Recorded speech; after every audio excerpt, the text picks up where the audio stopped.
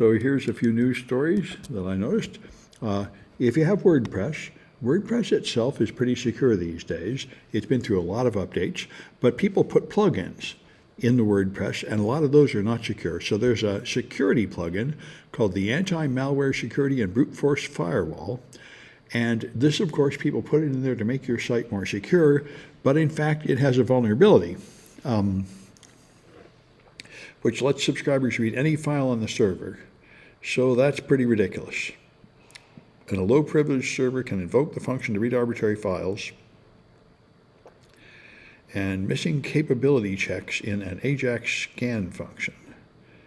So what this sounds like is an unprotected API call, essentially. There's a function you can run, and it forgets to see if you actually have the right credentials first, which is extremely common. Anyway, the thing that very often happens is that a security measure actually makes things worse by not being written well enough. This is very cute. We've all heard of bug bounties, where you find a defect in software and report it and then get paid if they agree with you that it's the right kind of defect they care about and you're the first person to find it. But these people have other bounties just for people to hack things for them. And these are mostly devices that have been abandoned by the manufacturer. So this AirPod thing, it's got, apparently you have to pay $150 for the air filter.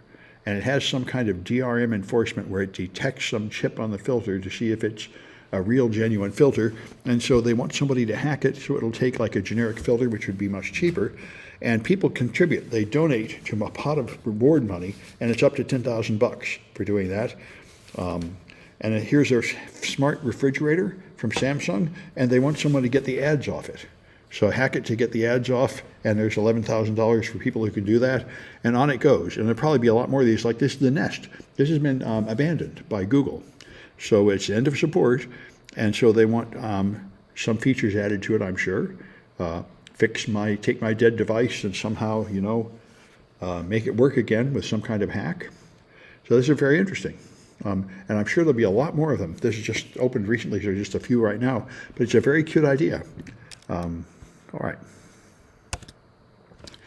So I teach a class in critical infrastructure security at various conferences. It's not an official class at CCSF yet, but this is a big issue worldwide. Everyone is very worried. All of the infrastructure that runs power plants, water plants, sewage treatment plants, all that stuff is very vulnerable because it was designed to not be connected to the internet. And when they connected it to the internet, most of it is not safe enough. And so it's very interesting to know what real attacks have happened. There's a very interesting attack that happened in in Iran. The Israelis hacked Iran, and they burned down a steel plant. That was a very powerful one. But it's nice to see. It's good to have other examples to show people. And Canada now admitted that in the last year or so, there have been 3 major hacks on their critical infrastructure. The three recent incidents where hacktivists got into a water treatment facility, an oil and gas company, and an agricultural facility. And so I have to collect these to throw in those talks as part of that course. I work as a consultant for a critical infrastructure company, and so it's a significant part of what I do. And it's going to grow more and more. And at the last DEF CON, Dark Tangent said that this is what everybody wants all over the world, is training in operational technology security. So this, if you fly an airplane, the last couple of years, they say, keep your laptop up here, and they say, if your laptop falls under the seat, don't try to get it.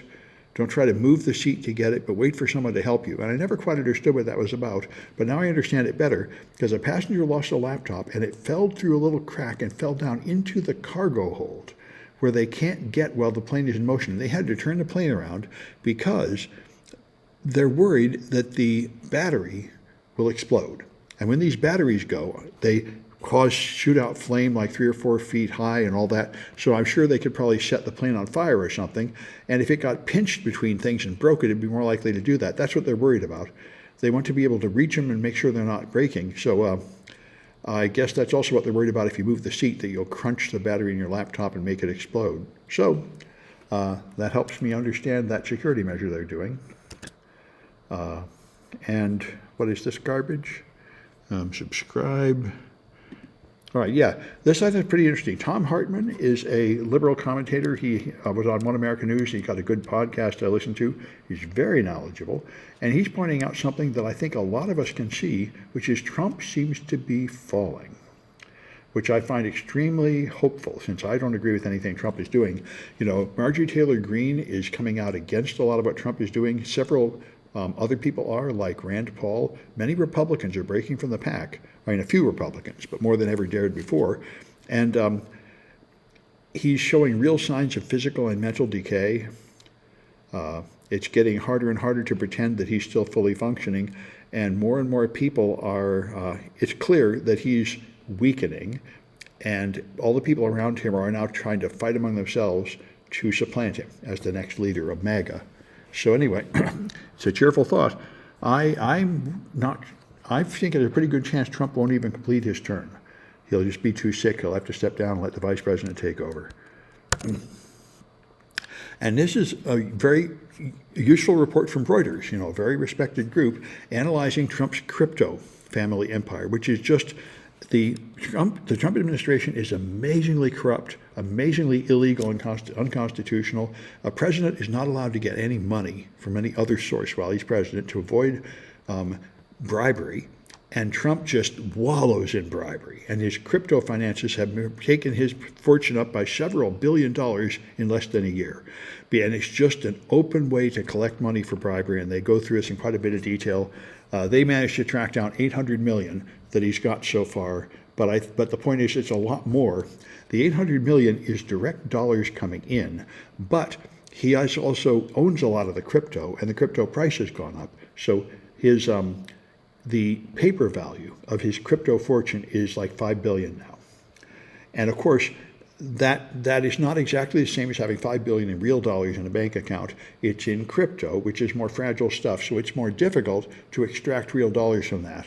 If you try to sell it all at once, the price will fall and you won't get the full value. But anyway, he's made a lot of money, billions of dollars, and it's almost all obviously bribery. People buy a bunch of this stuff and then they expect him to change government regulations. He gives them government contracts. He changes the rules so they can exploit their workers more and stuff like that. Like he just declared that states can no longer provide free lunches to high school kids. And things like that, which somebody must have wanted that. Somebody must have a scam involving that, and that's why he finds it.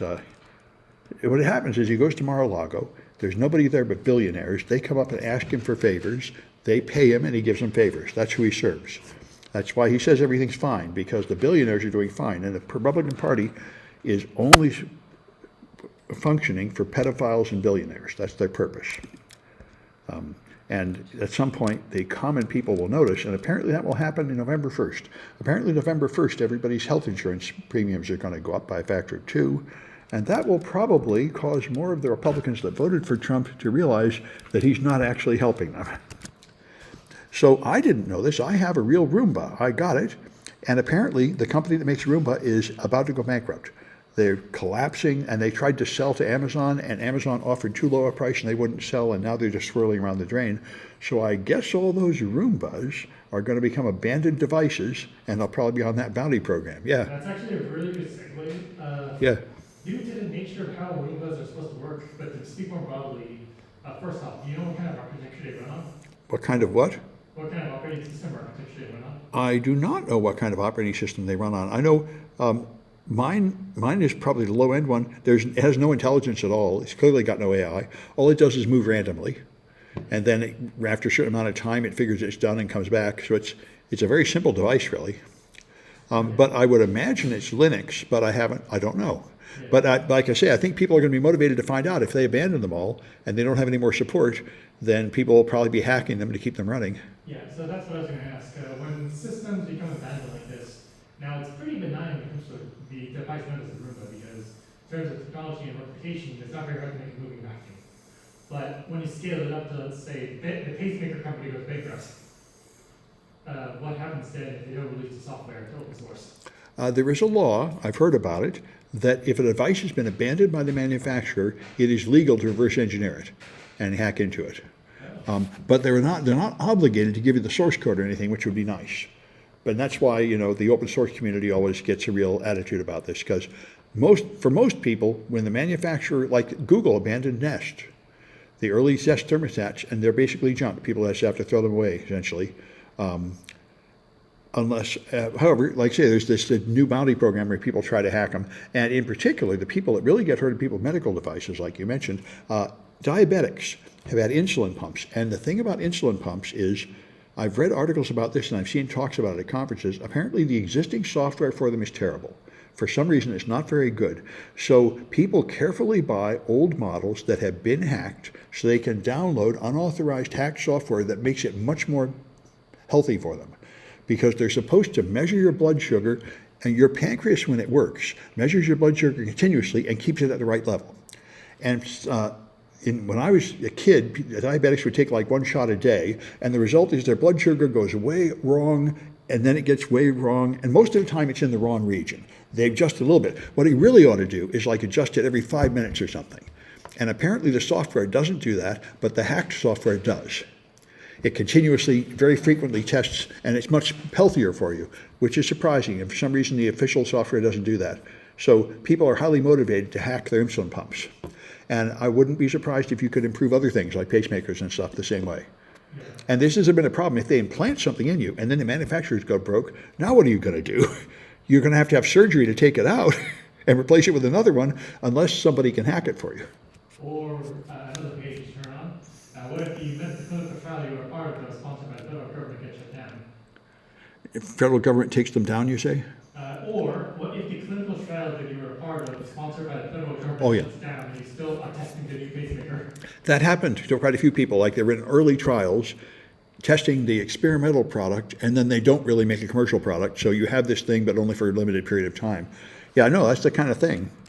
Same thing applies to drugs. You take a drug and it's great, but then it doesn't get approved, and you can't really keep getting it. Yeah, anyway, so that's enough of the news. Let me go to turn this off.